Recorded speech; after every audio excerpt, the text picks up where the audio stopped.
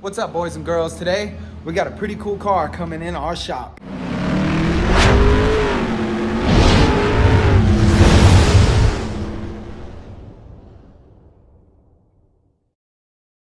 I've been wanting to do a build like this for a little while now, but in order to do a build like this with the motor that is in it, you have to have a lot of bread. And a lot of people don't want to use this type of motor. I don't know why, but we're gonna do it. Let's get it. Oh, but before I show you guys, check out my IS. Oof, little drift missile right now, but it's gonna come together really quick. 1JZ VVTi, 5-speed. Gotta get rid of that 5-speed and get a CD009, but enough about that. Let's see the car. This thing's gonna be so sick. So this is obviously a 1UZ, fully built motor, stroked, forged, cammed out, everything. So right now, we already removed the stock differential. We got a built Supra differential on the way, as well as the axles with it. Now, we're gonna start working on the fuel system, getting that shit situated. We already got Haltech ECU, Haltech IC7 dash, engine harness, everything. We already made the chassis harness for this car. So what we're gonna do is get all the fuel system shit situated. So a lot of the mechanical's pretty much done. And then we can go from there. But the biggest thing now, I realized, is the actual header doesn't have a gasket. When they fabbed it up, there's tape right there, so we gotta take all that shit out right now. But when the time comes, in order to get that done properly. But this thing is pretty sick. We got his flex fuel sensor, radium fuel pressure regulator. Honestly, I'm not a huge fan of their shit. It's pretty nice, but it's very overpriced. And I don't like the way you're like forced to set them up. So we got him dash 10 feed, dash 10 return, because this car we're planning to make 1,000 horsepower out of. Might as well.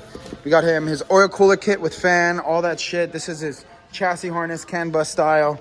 Very cool. Right now we're gonna head over to Bonico and get the proper fittings for this, because they never provide fittings, and I guess someone bought fittings for this and it was dash 8. We're not using dash 8. We're gonna go big boy status on this. One time, one and done. Okay, so we are over here at Bonico. Best place in the world. What's that noise? Oh, I was like, what the fuck is that? Yeah, as you can see, we have to size up to dash 10. Like I said, I'm not a huge fan of radium. For one, do you guys see that little lip right there up top? So normal traditional regulators don't have lips anywhere. So you can put a nice little fitting on it like this ORB. But this big hex won't let it seat all the way because of the top of this regulator. So now we got the fuel lines cut out. Gonna get ready to get our new fuel lines going to it. Still gotta drain the tank though. Did not realize this fucking tank is full, but we'll get that taken care of. Now we are getting the dash 10 PTFE lines in place where we want them to go. Nothing too crazy. So, finally got all our fittings. Dash 10 adaptation for the rail. Now we're gonna finish up the entire fuel system. We already got the headers off, the tape from the head, everything. So right now we're gonna finish up the fuel system first and then drop it down. And then Walter is gonna continue taking apart the entire interior so we can put the CAN bus chassis harness inside of it. And then after that, we will put the engine harness on, all that fun stuff. So fuel system will be done, engine harness will be on, chassis harness will be wired, and then we're gonna put the turbo kit on and just do all the other little things that we have to do, and then we should be good to go. I still gotta make a custom drain and feed system for the turbo though. That's gonna be fun because when they built the motor, they didn't put a bung to drain the turbo. So I can definitely pull feed from the oil filter housing, but then the thing is this. If I'm pulling feed from the oil filter housing and I have a drain going to the turbo, it has to recirculate back into the turbo like this. So imagine having a feed from the engine and then a drain to the turbo. Where the fuck is that shit gonna go? Unless, no, that's still not gonna work because there needs to be an input for the drain on the block somewhere going back into the engine. So basically I have to build a small box with a scavenge pump on it that's gonna act as a feed line to the turbo. So I'm gonna have to get a restrictor for the turbo, a bunch of little things. This thing's gonna be very cool, but such a pain in the ass getting going. All right, car's going back up. We are gonna finish up the fuel system now and then start on the next part. Now we are finished up with the Lower half of the fuel system, again, all -10 with a Micron E85 filter. We got a flex fuel sensor in place as well.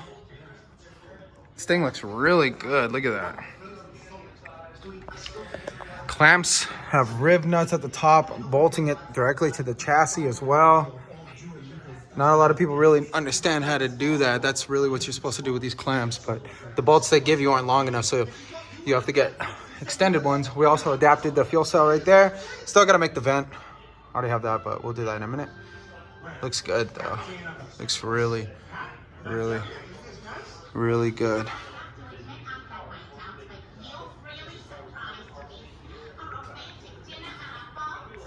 Fuel system is pretty much complete.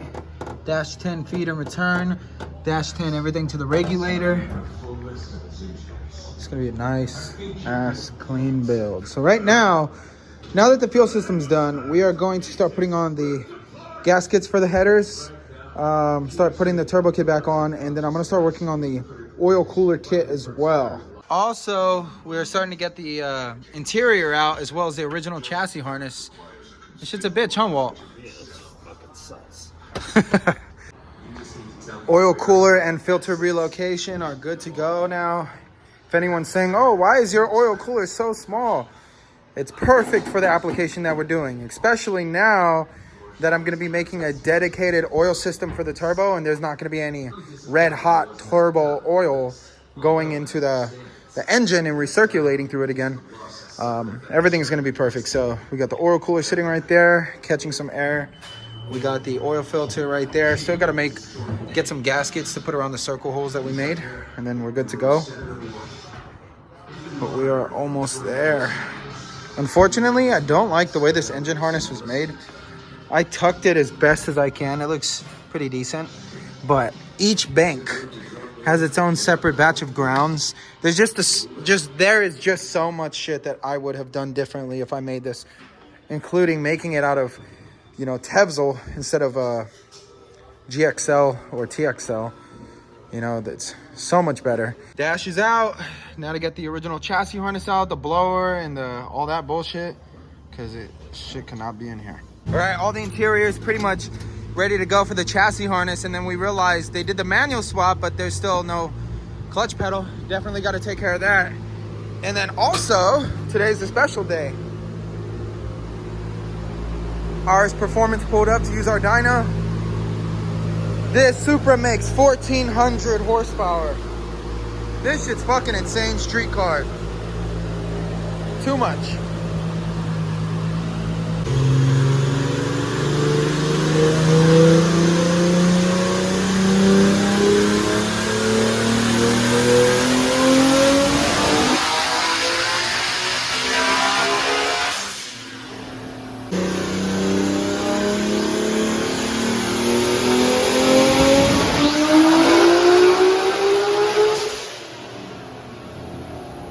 Now we're throwing on the rest of his engine harness.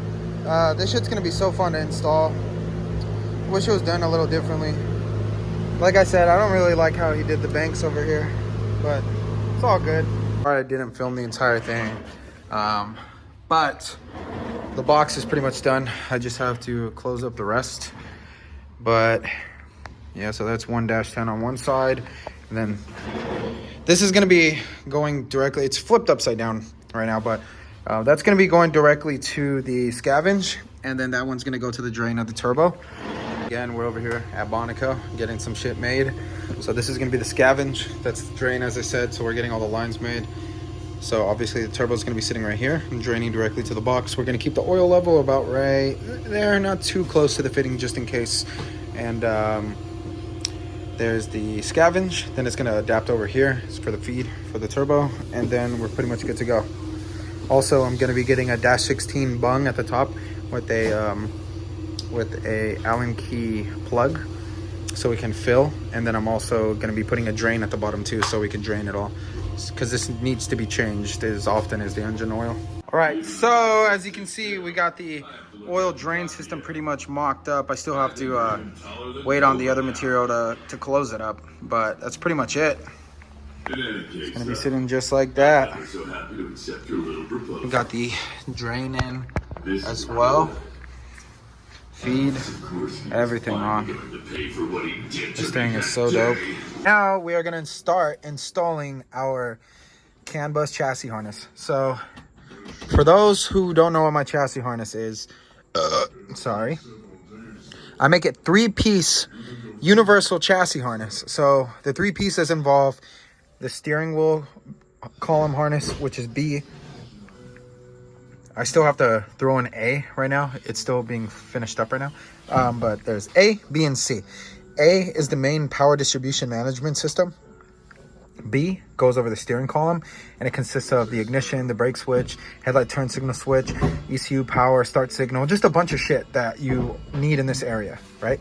And then C goes from here, wrapping, coming through the back, and then connects to the OEM rear harness right here, so the rear works, and then goes back that way to the front, so you can tie in your headlights, your fans, all that stuff.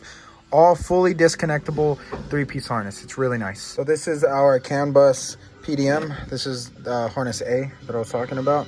So you get to pretty much bolt it anywhere underneath the dash. And then that 12-pin connector connects to harness B, which I took out for now. We're doing something to it really quick. But yeah, it's not that bad. All right, so as I said, that's harness A. Harness B's over there. We have it grounded right there. These are all our accessories, such as start signal, ECU power. There's a spare in there, a couple of other things. And then that one is headlight turn signal switch. The one going back there is brake signal. And then there's another lead that's connecting. That A pin right there is actually connecting to harness C. But there's another one, I don't know if, yeah, right there next to it, that little yellow post. That is to the windows. So for power and ground to the windows. Very nice. Very mindful. Very demure.